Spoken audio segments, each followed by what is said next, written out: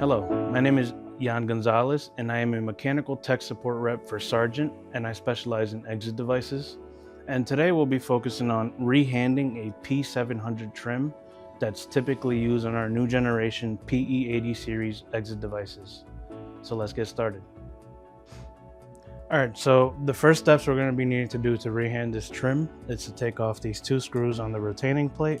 That's 1 screw, 2 screws. Then we just slide the retaining plate off. Then the next step is going to be to take out this spindle. Then we need to take off these 2 screws off of the hub plate. This pretty much hands the trim. So we're going to take off these 2. Now once we have this off, we're going to want to take this hub plate out of there. Then we flip the lever over to our desired handing.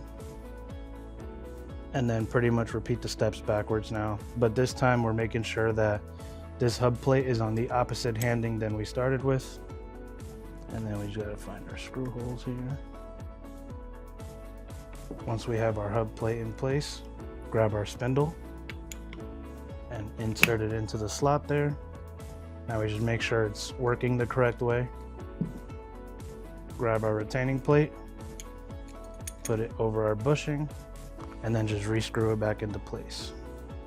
Now we just do a last final test and make sure it works in the correct direction, and we're all set.